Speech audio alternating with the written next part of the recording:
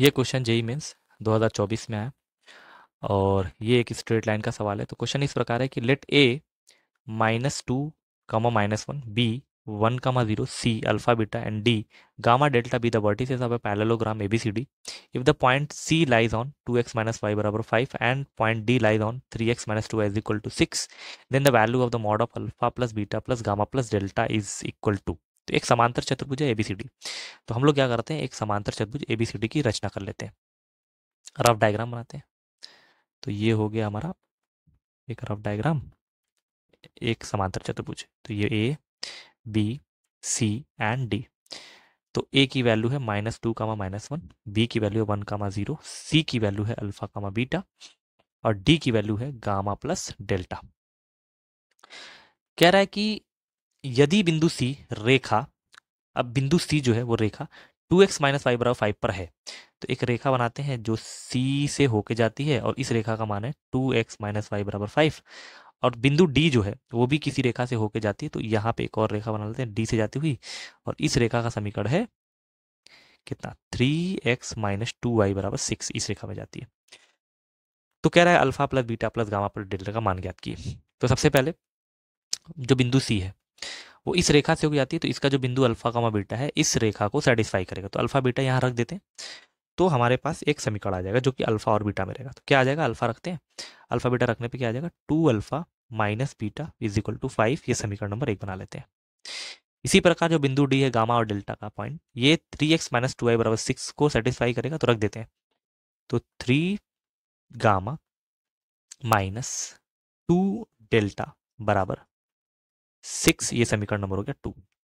तो ये दो समीकरण आ गए, अल्फा बीटा गामा डेल्टा। अभी इससे कुछ प्राप्त नहीं होगा, तो हम क्या करते हैं, थोड़ा आगे बढ़ते हैं और देखते हैं।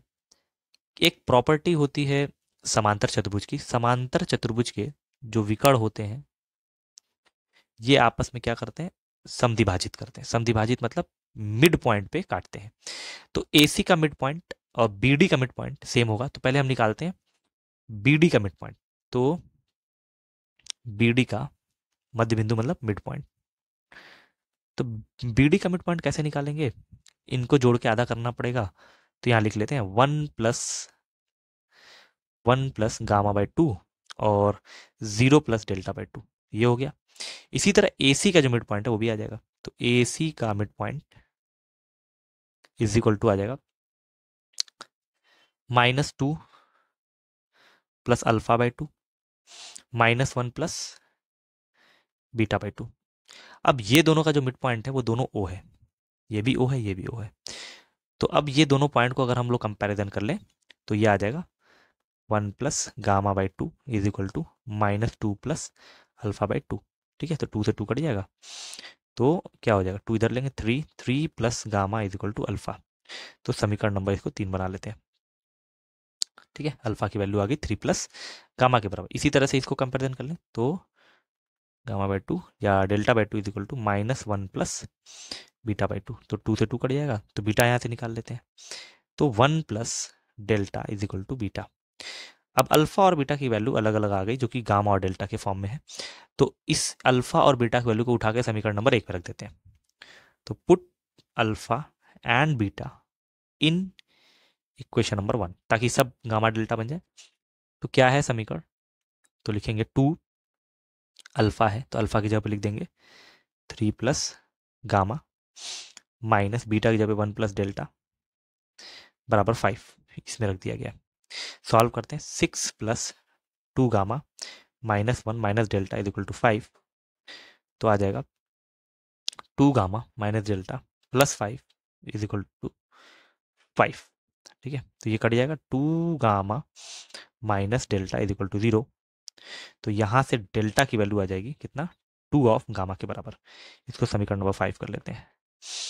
अब गामा या डेल्टा की वैल्यू उठा के समीकरण नंबर 2 में रख देते हैं। Put delta in equation number 2। अब क्या हो जाएगा, 3 गामा माइनस 2, डेल्टा की जगह पे आ जाएगा 2 गामा बराबर 6। तो 3 gamma minus 4 gamma is equal to 6। तो minus gamma is equal to 6, तो गामा की वैल्यू कितनी आ जाएगी, -6 के बराबर। तो एक वैल्यू हमारे पास आ गई कि गामा की वैल्यू कितनी आ गई, -6 के बराबर। अब गामा की वैल्यू उठाकर रख देते हैं समीकरण नंबर 5 में। So delta is equal to है 2 टाइम्स गामा, तो हो जाएगा 2 टाइम्स -6, तो -12 हो गया। तो एक वैल्यू ये भी आ गई। ठीक है, अब गामा और डेल्टा की वैल्यू उठा कर रखते हैं समीकरण नंबर 3 और 4 में।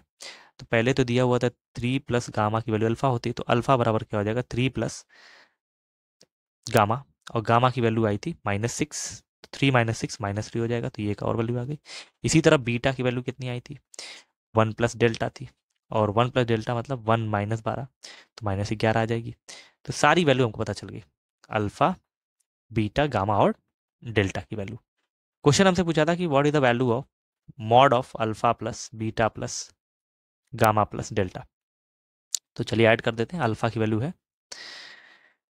-3, बीटा की वैल्यू -11, गामा की वैल्यू आ जाएगी -6 और डेल्टा की वैल्यू आ जाएगी -12।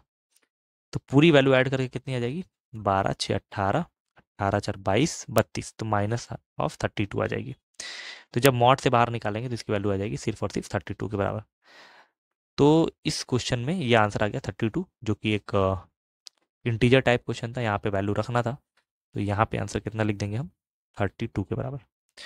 तो क्वेश्चन क्या कह रहा था कि हमारे पास पैरेललोग्राम का क्वेश्चन था। तो पैरेललोग्राम का एक प्रॉपर्टी है कि इसके दोनों विकर्ण जो है आपस में एक दूसरे को समद्विभाजित करते हैं। तो इन दोनों पॉइंट से निकला हुआ मिड पॉइंट और इन दोनों पॉइंट से निकला हुआ मिड पॉइंट दोनों सेम है। तो इस प्रॉपर्टी का यूज करके अल्फा बीटा गामा डेल्टा में हम लोग रिलेशन निकाले थे।